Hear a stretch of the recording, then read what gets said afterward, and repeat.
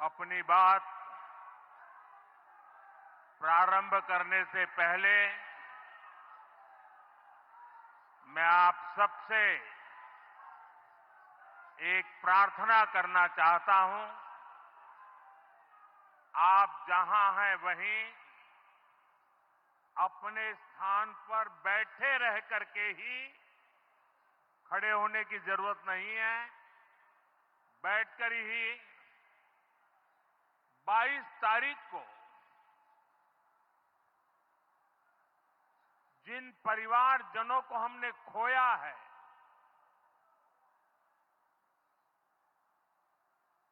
उनको श्रद्धांजलि देने के लिए कुछ पल हम अपने स्थान पर बैठ करके ही मौन रख करके अपने अपने आराध्य देव का स्मरण करते हुए उन सबको श्रद्धांजलि देंगे। उसके बाद मैं आज अपनी बात प्रारंभ करूंगा।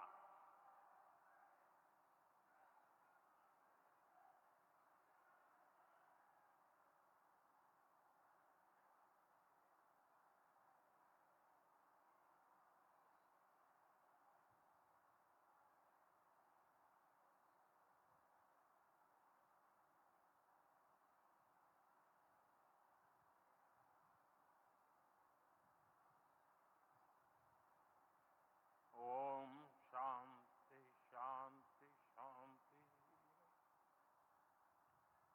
बिहार के राज्यपाल आरिफ मोहम्मद खान जी,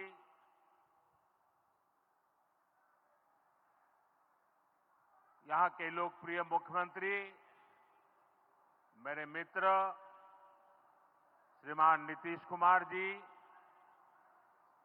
मंच पर उपस्थित अन्य सभी वरिष्ठ महानुभाव और बिहार के मेरे प्यारे भाई और बहनों, आज पंचायती राज दिवस के मौके पर पूरा देश मिथिला से जुड़ा है, बिहार से जुड़ा है। आज यहां देश के, बिहार के विकास से जुड़े हजारों करोड़ रुपए के प्रोजेक्ट का शिलान्यास और लोकार्पण हुआ है। बिजली, रेल, इंफ्रास्ट्रक्चर के इन विभिन्न कार्यों से बिहार में रोजगार के नए मौके बनेंगे। आज राष्ट्र कवि रामधारी सिंह दिनकर जी की पुण्यतिथि भी है। मैं उन्हें विनम्र श्रद्धांजलि अर्पित करता हूं। साथियों, बिहार वो धरती है जहां से पूज्य बापू ने सत्याग्रह के मंत्र का विस्तार किया था। पूज्य बापू का दृढ़ विश्वास था कि जब तक भारत के गांव मजबूत नहीं होंगे, तब तक भारत का तेज विकास नहीं हो पाएगा। देश में पंचायती राज की परिकल्पना के पीछे यही भावना है। बीते दशक में पंचायतों को सशक्त करने के लिए एक के बाद एक कदम उठाए गए। टेक्नोलॉजी के माध्यम से भी पंचायतों को मजबूत किया गया। बीते दशक में 2 लाख से ज्यादा ग्राम पंचायतों को इंटरनेट से जोड़ा गया है। 5.5 लाख से ज्यादा कॉमन सर्विस सेंटर्स गांवों में बने। पंचायतों के डिजिटल होने से एक और फायदा हुआ है। जीवन मृत्यु प्रमाण पत्र, भूमि धारण प्रमाण पत्र, ऐसे कई दस्तावेज आसानी से प्राप्त कर सकते हैं। आजादी के अनेक दशकों बाद जहां देश को संसद की नई इमारत मिली, वहीं देश में 30,000 नए पंचायत भवन भी बनाए गए। पंचायतों को पर्याप्त फंड मिले, ये भी सरकार की प्राथमिकता रही है। बीते 10 साल में 2 लाख करोड़ रुपए से ज्यादा का फंड पंचायतों को मिला है। ये सारा पैसा गांव के विकास में लगा है। साथियों, ग्राम पंचायतों की एक और बड़ी समस्या भूमि विवाद से जुड़ी रही है। कौन सी जमीन आबादी की है, कौन सी खेती की है, पंचायत की जमीन कौन सी है, सरकारी जमीन कौन सी है, और इन सारे विषयों पर अक्सर विवाद रहता था। इसके समाधान के लिए जमीनों का डिजिटलीकरण किया जा रहा है। जमीनों के रिकॉर्ड का डिजिटलीकरण से अनावश्यक विवादों को सुलझाने में मदद मिली है। साथियों, हमने देखा है कि पंचायतों ने कैसे सामाजिक भागीदारी को सशक्त किया। बिहार देश का पहला राज्य था जहां महिलाओं को इनमें 50% आरक्षण की सुविधा दी गई, और इसलिए मैं नीतीश जी का अभिनंदन करता हूं। आज बहुत बड़ी संख्या में गरीब, दलित, महादलित, पिछड़े, अति पिछड़े समाज की बहन बेटियां बिहार में जनप्रतिनिधि बनकर सेवाएं दे रही है, और यही सच्चा सामाजिक न्याय है। यही सच्ची सामाजिक भागीदारी है। लोकतंत्र ज्यादा से ज्यादा भागीदारी से ही समृद्ध होता है, सशक्त होता है। इसी सोच के साथ लोकसभा और विधानसभा में महिलाओं के लिए 33% आरक्षण का कानून भी बनाया गया है। इसका लाभ देश के हर राज्य की महिलाओं को होगा। हमारी बहन बेटियों को ज्यादा प्रतिनिधित्व मिलेगा। साथियों, देश में महिलाओं की आय बढ़ाने के लिए रोजगार, स्वरोजगार के नए अवसर बनाने के लिए सरकार मिशन मोड में काम कर रही है। बिहार में चल रहे जीविका दीदी इस कार्यक्रम से अनेक बहनों का जीवन बदला है। आज ही यहां बिहार की बहनों के स्वयं सहायता समूहों को करीब 1,000 करोड़ रुपए की मदद दी गई है। इससे बहनों के आर्थिक सशक्तिकरण को और बल मिलेगा। ये देश में 3 करोड़ लखपति दीदी बनाने के लक्ष्य की प्राप्ति में और सहयोगी बनेगा। साथियों, बीते दशक में ग्रामीण अर्थव्यवस्था को नई गति मिली है। गांवों में गरीबों के घर बने, सड़कें बनी, पक्के रास्ते बने हैं, गांवों में गैस कनेक्शन पहुंचे, पानी के कनेक्शन पहुंचे, शौचालय बने हैं।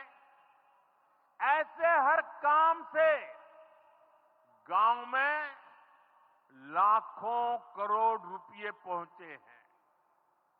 रोजगार के नए अवसर भी बने हैं।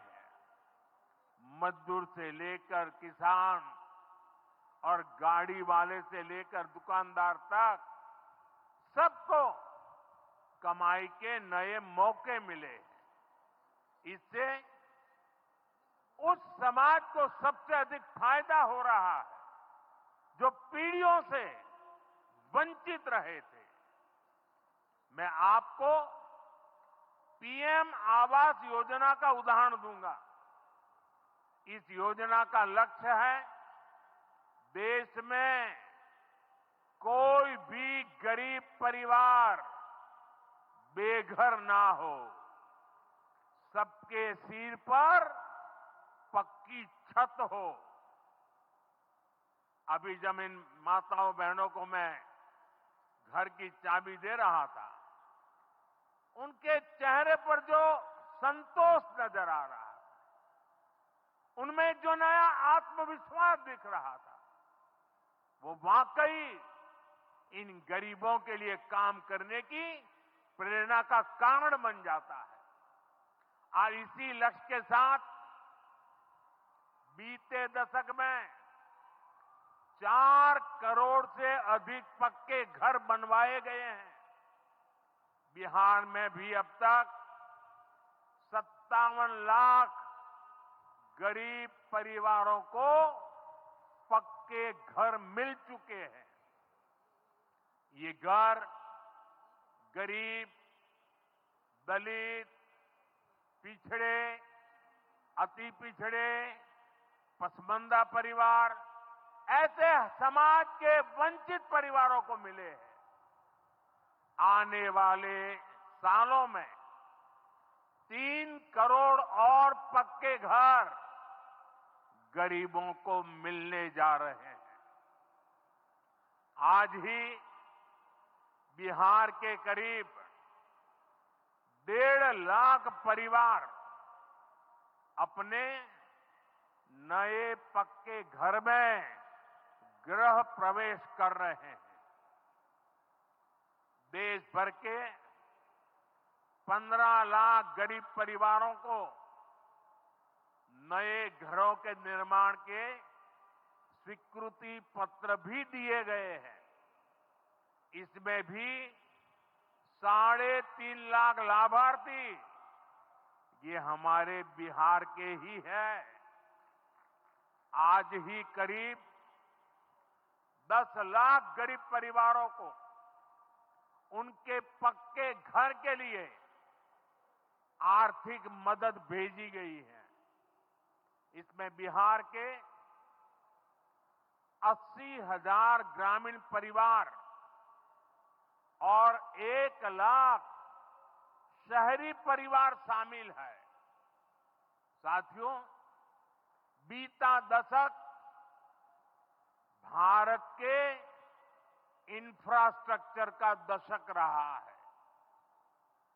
ये आधुनिक इंफ्रास्ट्रक्चर विकसित भारत की बुनियाद को मजबूत कर रहा है। देश के 12 करोड़ से अधिक ग्रामीण परिवारों के घरों में पहली बार नल से जल पहुंचा है। 2.5 करोड़ से अधिक घरों में बिजली का कनेक्शन पहुंचा है। जिन्होंने कभी सोचा नहीं था कि गैस के चूल्हे पर खाना बनाएंगे, उनको गैस सिलेंडर मिले हैं। अभी हाल में आपने खबर पढ़ी होगी, लद्दाख और सियाचिन में जहां सामान्य सुविधाएं तक पहुंचानी मुश्किल होती है, वहां अब 4G और 5G मोबाइल कनेक्शन पहुंच गया है। ये दिखाता है कि आज देश की प्राथमिकता क्या है। हमारे सामने आरोग्य जैसे क्षेत्र का भी उदाहरण है। कभी एम्स की तरह अस्पताल दिल्ली जैसे बड़े शहरों में ही होते थे, आज यहां दरभंगा में ही एम्स बन रहा है। बीते 10 सालों में देश में मेडिकल कॉलेज की संख्या करीब करीब दोगुनी हो चुकी है। यहां झंझारपुर में भी नया मेडिकल कॉलेज बन रहा है। साथियों, गांवों में भी अच्छे अस्पताल बने, इसके लिए देश भर में 1.5 लाख से ज्यादा आयुष्मान आरोग्य मंदिर बनाए गए हैं। बिहार में ऐसे 10,000 से अधिक आयुष्मान आरोग्य मंदिर बने हैं। इसी तरह जन औषधि केंद्र गरीब और मिडिल क्लास के लिए बहुत बड़ी राहत बन चुके हैं। यहां 80% डिस्काउंट पर सस्ती दवाएं मिलती हैं। बिहार में 800 से ज्यादा जन औषधि केंद्र बनवाए गए हैं। इससे बिहार के लोगों का 2,000 करोड़ रुपया दवाई पर होने वाला खर्च बचा है। आयुष्मान भारत योजना के तहत भी बिहार में लाखों परिवारों का मुफ्त इलाज हो चुका है। इससे इन परिवारों को हजारों करोड़ रुपयों की बचत हुई है।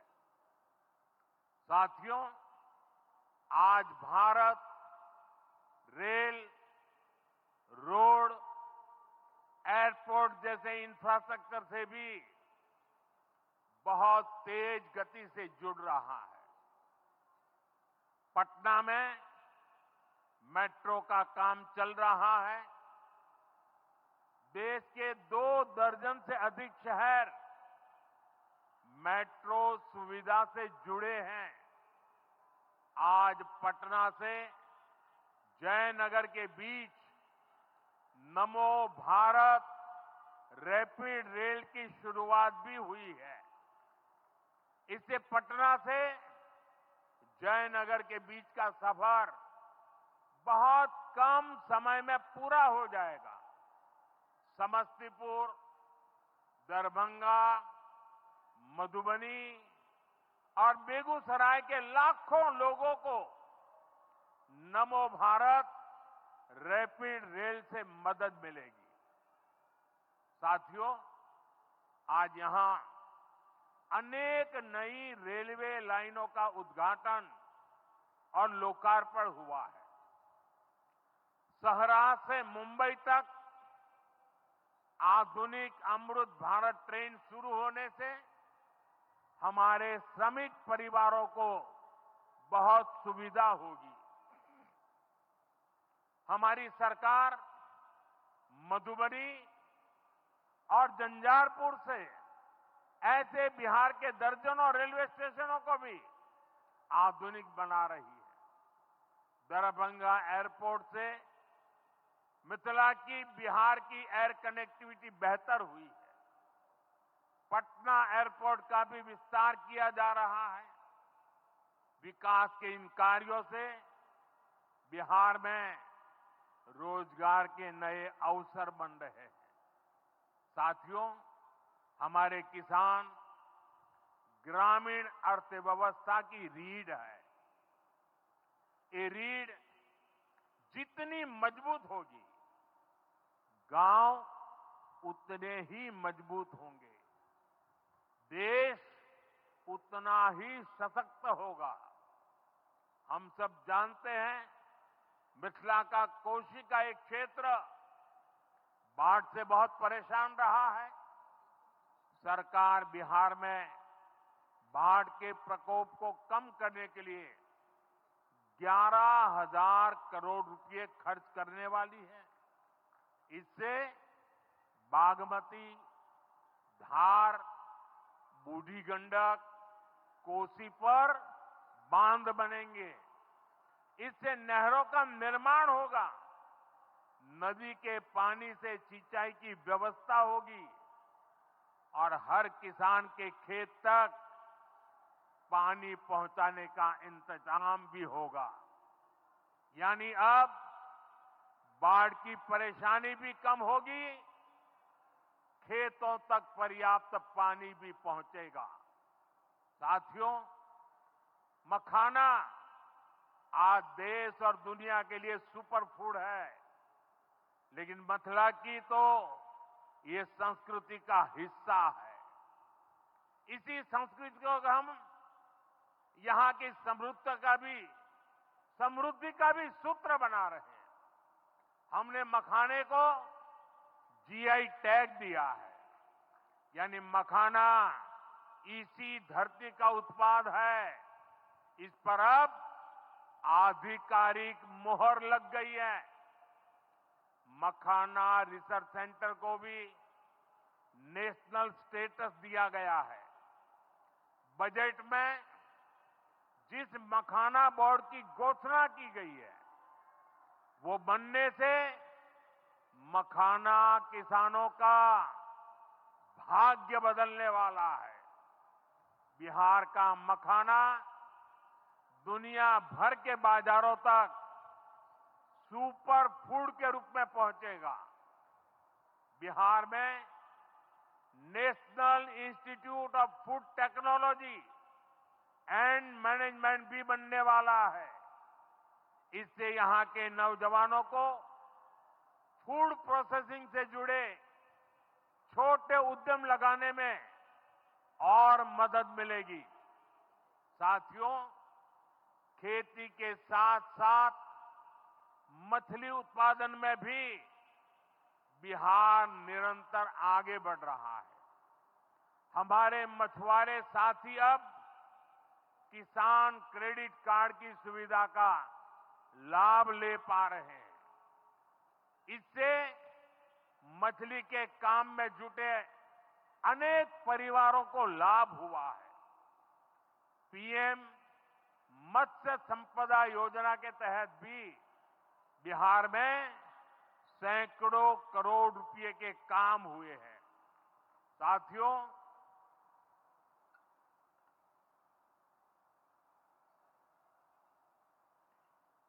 साथियों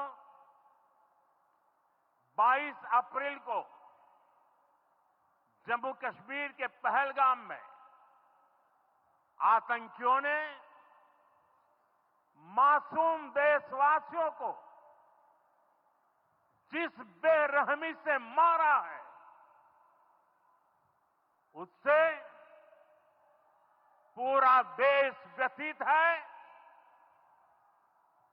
कोटि कोटि देशवासी दुखी हैं।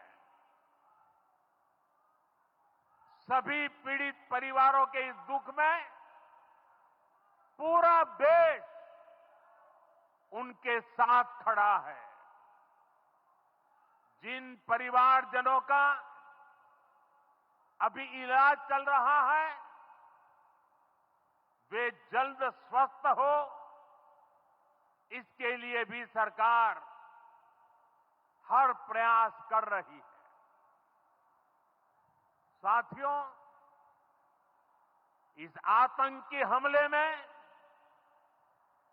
किसी ने अपना बेटा खोया, किसी ने अपना भाई खोया, किसी ने अपना जीवन साथी खोया है। उनमें से कोई बांग्ला बोलता था, कोई कन्नड़ा बोलता था, कोई मराठी था, कोई ओडिया था, कोई गुजराती था, कोई यहां बिहार का लाल था। आज उन सभी की मृत्यु पर करगिल से कन्याकुमारी तक हमारा दुख एक जैसा है, हमारा आक्रोश एक जैसा है। ये हमला सिर्फ निहत्थे पर्यटकों पर नहीं हुआ है, देश के दुश्मनों ने भारत की आत्मा पर हमला करने का दुस्साहस किया है। मैं बहुत स्पष्ट शब्दों में कहना चाहता हूं, जिन्होंने ये हमला किया है, उन आतंकियों को और इस हमले की साजिश रचने वालों को उनकी कल्पना से भी बड़ी सजा मिलेगी, सजा मिलकर के रहेगी।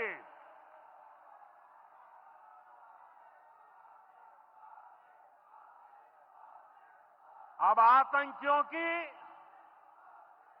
बची खुची जमीन को भी मिट्टी में मिलाने का समय आ गया है।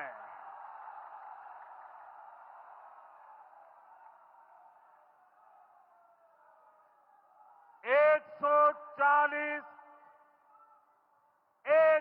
चालीस करोड़ भारतीयों की इच्छा शक्ति अब आतंकी आकाओं की कमर तोड़ कर रहेगी।